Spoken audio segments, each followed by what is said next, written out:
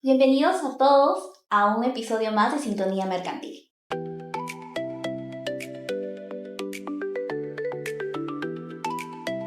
El uso de la inteligencia artificial en el sistema financiero ha dejado de ser una proyección a futuro para llegar a convertirse hoy en día en una realidad transaccional.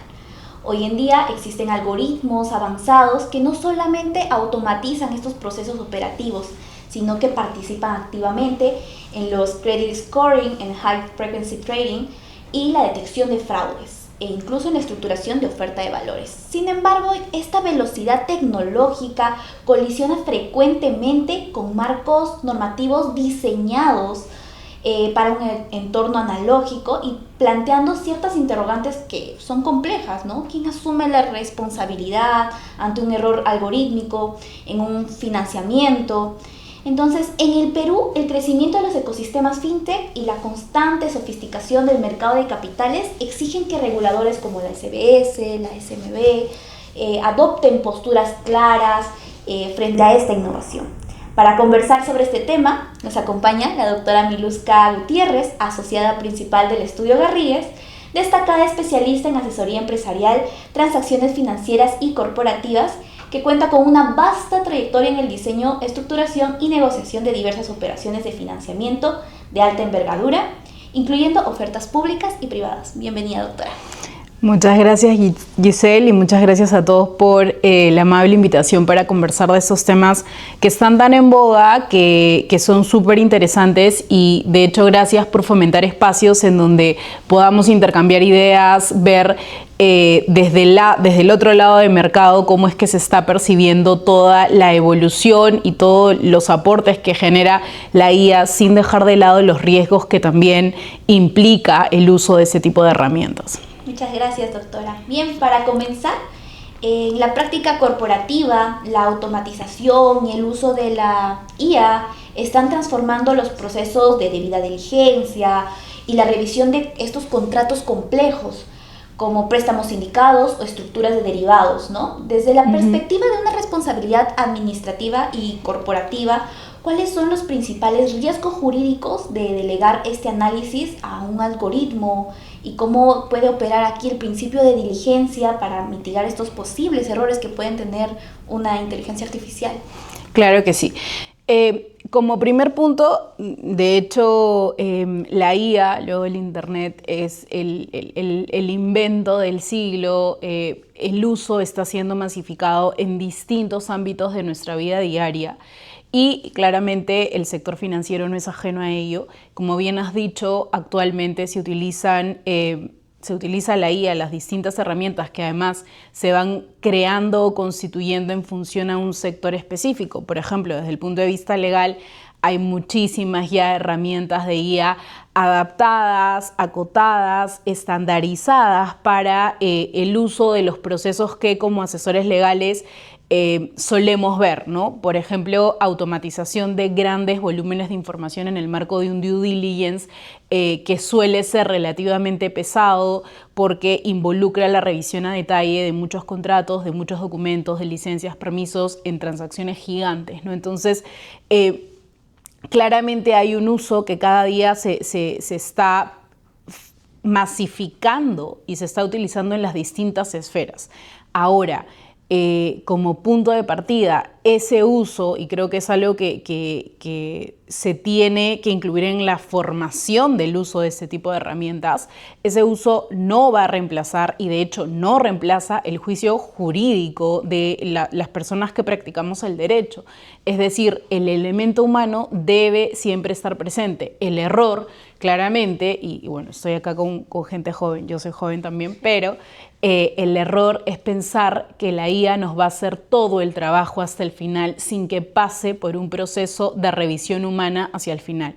De hecho, la ley, bueno, la recientemente, ya no tan reciente, pero la recientemente promulgada ley que fomenta el uso de la IA, que se dictó hace algunos meses ya, establece ciertos parámetros de ética, de uso responsable, de valores al momento de implementar este tipo de procedimientos por parte de las entidades públicas, así como por parte de las entidades privadas. Entonces, en términos de responsabilidad administrativa, la responsabilidad nunca va a ser de la IA. Siempre termina siendo la responsabilidad de las personas que utilizan la IA y de las personas que ponen a disposición de otros la IA, ¿no? Entonces, desde un punto de vista corporativo, internamente, hay una responsabilidad que creo es un esquema general, responsabilidad de los administradores, de los gerentes y demás, en el marco de las entidades que se encuentran supervisadas. De hecho, aunque creo que la SBS no piensa o no ha pensado cuando dictó esas normas en IA, porque seguramente no estaba ni siquiera pensada en el universo, hay una serie de riesgos que la SBS exige al directorio, exige a los principales administradores que mitiguen, que manejen, que identifiquen dentro de sus propias entidades a efectos de poder justamente aplicar las medidas o procedimientos necesarios que no eliminen el riesgo, porque nunca se elimina, pero que puedan mitigarlo. Entonces, en términos de responsabilidad, la responsabilidad, por un lado, siempre recae en el elemento humano. Entonces, no tratemos de buscar responsabilidad en ChatGPT o en Harvey o en quien sea. Los responsables son las personas que ponen a disposición esa herramienta a disposición de las personas que están en una entidad, ¿no? Interesante, doctora. Entonces, como menciona, existen bastantes retos hoy en día de la IA en el sector financiero. Entonces, por ejemplo, está el fenómeno de las cajas negras, donde estos modelos de machine learning toman decisiones de evaluación de riesgo, sin que sea posible incluso rastrear el razonamiento exacto. Entonces, tomando en cuenta estas exigencias que tiene la SBS y la SMB, incluso me parece también el BCR, en el Perú, ¿cómo llega a afectar esta falta de predictibilidad al deber de transparencia de las entidades financieras y qué estándares regulatorios deberían cumplir las empresas para que sus algoritmos sean considerados auditables y legalmente viables? Correcto. A ver, y ahí, solo para la audiencia, repasemos algunos conceptos, ¿no? Cajas negras es, creo, probablemente uno de los desafíos más importantes de la IA en términos de qué implica una caja negra. Y básicamente lo que genera o el impacto que tiene es que no puedas explicar un algoritmo o que no puedas explicar una decisión basada en un algoritmo. ¿Okay? Entonces, habiendo entendido ese concepto, claramente la oposición, y de hecho está también regulado de forma muy general, cuando hablamos de la oposición o del antónimo de la caja negra, hablamos de transparencia. Ahora, ¿qué entendemos por transparencia?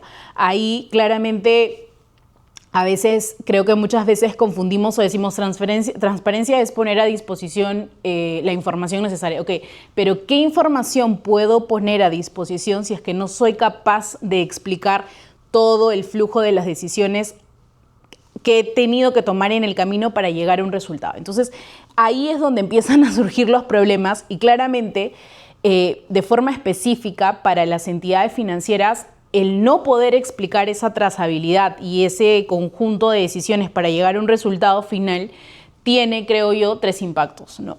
Primero, desde un punto de vista de gestión de riesgos, si no conoces cuál es el riesgo, ¿cómo lo manejas? ¿Cómo lo gestionas? Segundo, de cara al usuario. El usuario, cuando a ti te dicen, oye, tú has sido calificada con 10, ok, ¿por qué? Si no te pueden dar una explicación sensata, razonable, vas a ver vulnerados tus derechos, van a empezar a haber reclamos, denuncias, yo qué sé, tiene un impacto en el usuario. Y finalmente tiene un impacto en el regulador, porque ¿cómo te supervisa un regulador que tampoco tiene la capacidad de entender cómo tomas sus decisiones, cuál es el procedimiento que has seguido para tomar una decisión, cómo te superviso? Entonces, es claro que hablar de cajas negras, hablar de falta de capacidad de explicar cómo llego a una decisión tiene impactos materiales en las entidades financieras y claramente, aunque la SBS no lo ha dicho expresamente, hay regulación de la SBS general que exige a las entidades financieras, oye, gestiona tus riesgos de modelos. Entonces, yo no te voy a decir cuáles son los riesgos los debes conocer tú como entidad supervisada, como entidad que desarrolla el negocio diariamente identifica tus riesgos de modelo, gestiónalos y dime qué es lo que vas a hacer para gestionarlo. Entonces, aun cuando la SBS no habla expresamente de IA, tiene regulación que sustenta que básicamente ese tipo de principios se tiene que incorporar necesariamente dentro de las entidades, ¿no? Entonces, creo que cuando hablamos de estándares para cumplir con este principio de transparencia, primero pasa por tener un gobierno corporativo robusto, determinar responsabilidades, quién asume qué responsabilidad en materia de implementación de la IA, pasa porque tu explicabilidad sea proporcional al riesgo que estás identificando en el marco del modelo que estás implementando y claramente pasa por un tema de trazabilidad, o sea, gestiona e identifica todo lo que has hecho para llegar a un resultado. Pasa también por tener modelos y pruebas donde exista una persona que está revisando los resultados de esos modelos y pruebas. Entonces, hablar de transparencia no es solo entregar información. Hay mucho más detrás cuando hablamos del estándar de transparencia para ese tipo de esquemas, ¿no? Correcto, doctora. Interesante. Y bueno, ahora queremos consultarle un poco sobre su trayectoria como asociada internacional en Nueva York. Y queríamos saber, como tuvo este acercamiento, incluso el debate sobre el algorithmic trading está sumamente avanzado, y trayendo esa perspectiva al contexto peruano, que posee un mercado de capitales más concentrado, ¿qué lecciones o estándares internacionales deberíamos adoptar de estas jurisdicciones mucho más maduras, ¿no? Para poder prevenir estos riesgos sistemáticos, tal vez riesgos de insolvencia, ¿no? Manipulación del mercado por el uso de la IA, sin tal vez sofocar el desarrollo financiero. Correcto. De hecho, cuando hablamos de estos conceptos, siempre pensamos en el mercado local como una oportunidad interesante, porque el mercado local es un mercado muy chico, es un mercado muy concentrado y es un mercado que no es líquido. Entonces, claro, vienen estas ideas de la IA y mover valores claramente aporta mayor eficiencia, mayor liquidez, mayor profundidad al mercado, y a quién no le gusta eso, ¿no? Sin embargo, como siempre, y no quiero ser negativa, soy súper positiva, pero como siempre, todo no es color rosa, y así como tienes 20 ventajas, puede eso implicar o traer una serie de riesgos, ¿no? Entonces, lo primero que hay que entender, creo yo, es que no tenemos la profundidad o la liquidez del mercado de valores americano, donde probablemente ese tipo de pruebas se puedan testear desde el inicio y puedas tener un resultado, un impacto relevante de forma inmediata, ¿no? ¿Qué pasa si te equivocas en un error de programación? Nuestro mercado, o sea, un error, una cotización muy relevante o cuando hay un anuncio importante, las últimas compras que hemos visto en Perú, que se vaya un inversionista interesante del mercado, tienen un impacto material inmediato. Entonces imagínate si masificamos el uso de la IA para ese tipo de trading inmediato. Entonces un error creo que puede tener un impacto mucho más grande que el que se podría sentir en Wall Street, ¿no? Entonces claramente hay un riesgo de manipulación, distorsión de los precios. El precio no refleja lo que realmente, o la información que está en el mercado, porque esa es la regla como principal del mercado de valores. El precio refleja la información pública de un emisor en el mercado. Claramente, al tener ese tipo de algoritmos, al final no sabes si es que el precio lo define la información, las acciones que hace el emisor en el mercado, o realmente es una creación de alguien que empezó a comprar y a hacer ciertas cosas y pues gatilla ciertos volúmenes de transacciones dentro del mercado, ¿no? Entonces, el mercado de valores peruano ya tiene una regulación que prohíbe temas de manipulación de mercado. Entonces, ya existe, nuevamente, no pensando en la IA, porque son normas no tan antiguas, estamos hablando 2012, 2014, pero es una norma que de forma general prohíbe la manipulación de mercados. Entonces, cuando hablamos de estándares que podrían ser útiles para ese tipo de procesos, yo creo que podríamos hablar de un rol relevante de las sociedades agentes de bolsa a efectos de identificar aquellos algoritmos o aquellas estrategias que generaron que generaron una distorsión en el precio, que generaron algún movimiento anómalo en el mercado. Entonces, en ese momento se tiene que pensar, oye, ¿qué controles existían para la SAP? ¿Qué controles aplicaste tú? ¿En qué momento te diste cuenta que el precio subió más del 15% del margen diario en el que tiene que moverse un valor? Entonces, hay mecanismos, hay pruebas previas que las sociedades agentes de bolsa, en la mejor posición en la que se encuentran, pueden adoptar para poder identificar en qué momento se generan estas situaciones anómalas en el mercado de capitales y claramente cortar una negociación no lo puede hacer la sociedad agente de bolsa, lo puede hacer el director de mercados de la bolsa, pero requiere a su vez de herramientas de la misma naturaleza para contrarrestar un fenómeno que está utilizando la IA, ¿no? Entonces va por ambos lados, ¿no? Siempre hemos hablado que la innovación, por un lado, mejor dicho, la regulación de la innovación puede sofocar la creación de nuevos productos financieros al no desarrollar el mercado, sino al interrumpir el desarrollo, ¿no?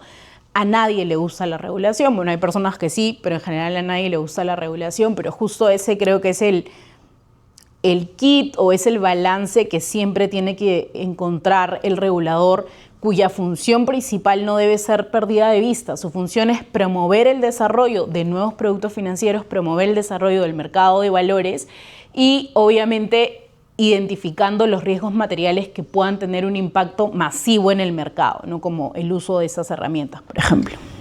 Claro, doctora, interesante. Y ahora enfocándonos un poco más sobre las fintech y tal vez la repercusión que hay en los consumidores financieros, se han encontrado justamente estos esquemas de financiamiento alternativo y usos masivos de datos, ¿no? Un motor de inclusión financiera.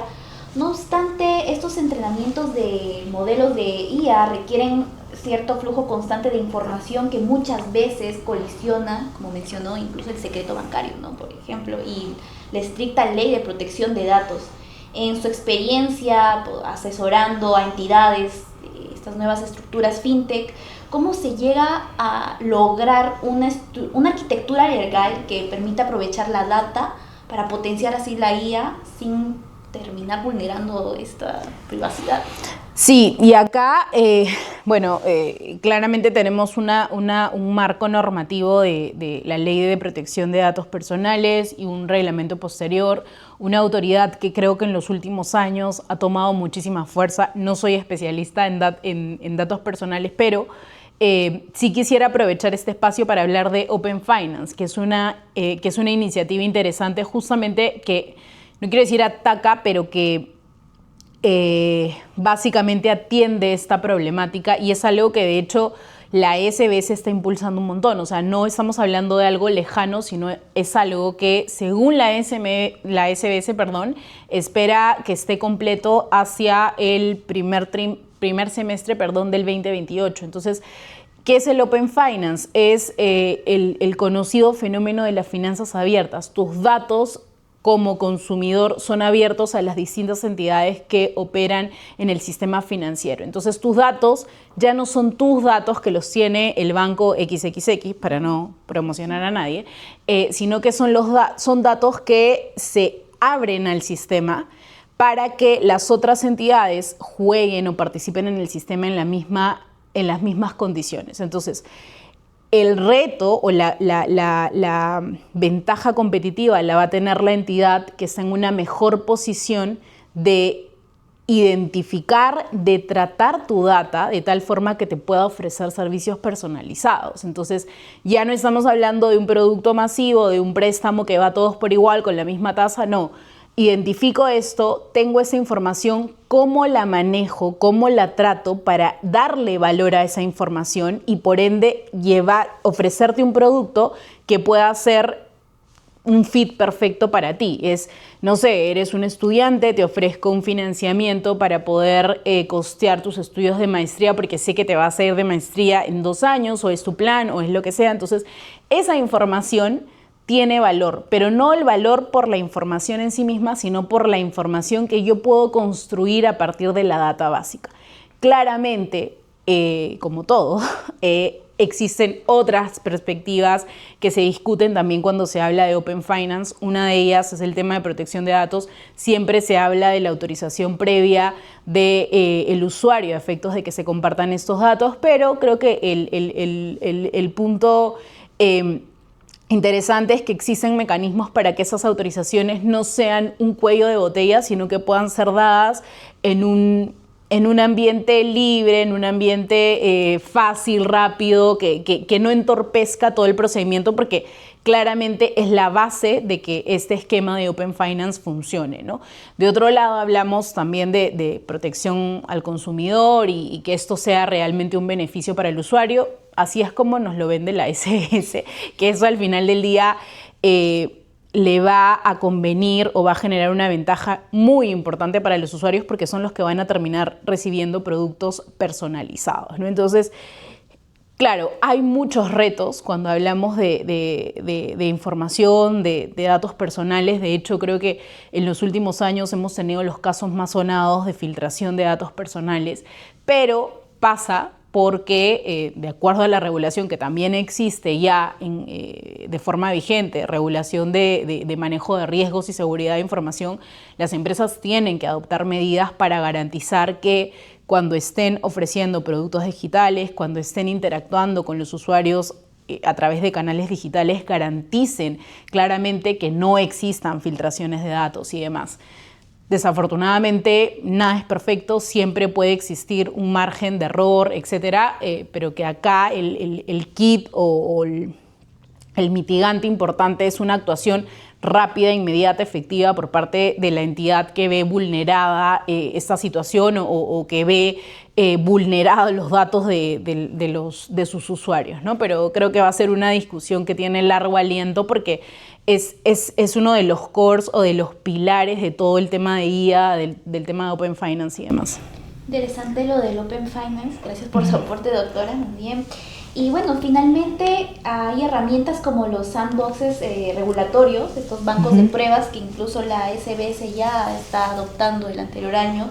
Se presentan ya como una solución ideal para que las fintech y los bancos tradicionales testeen innovaciones ya basadas en la IA bajo supervisión directa del regulador.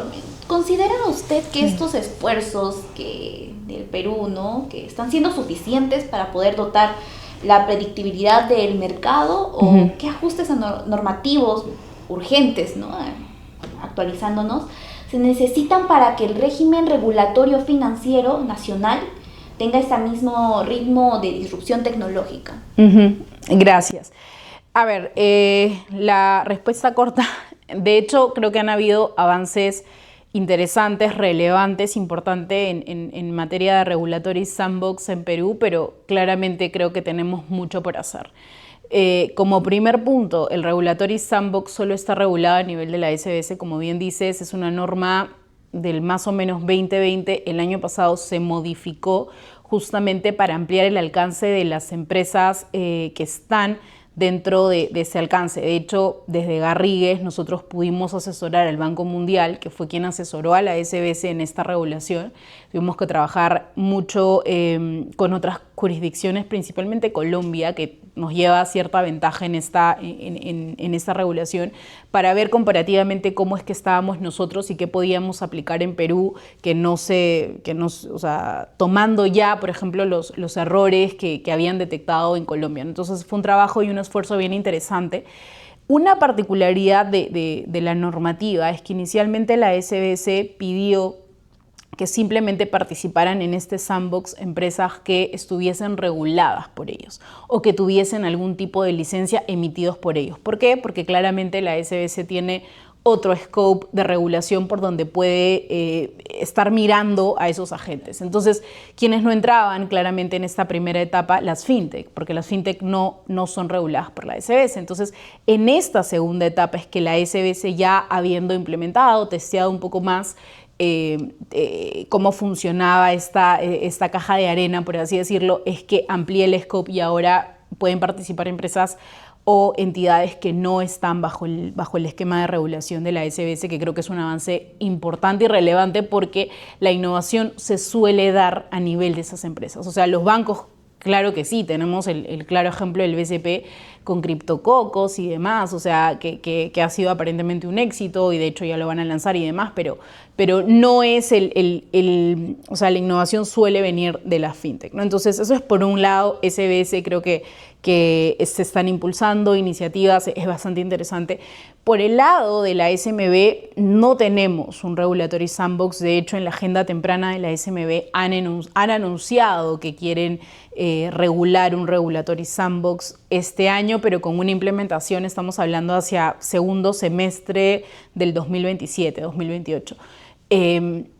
Creo que la agenda de la SMB tiene otras prioridades. De hecho, el superintendente en algún evento lo ha dicho, que lo tienen en agenda, lo tienen presente y demás, pero no es una prioridad del regulador, ¿no? Entonces, ¿qué sería interesante ver claramente en este tipo de iniciativas, si es que finalmente se dan?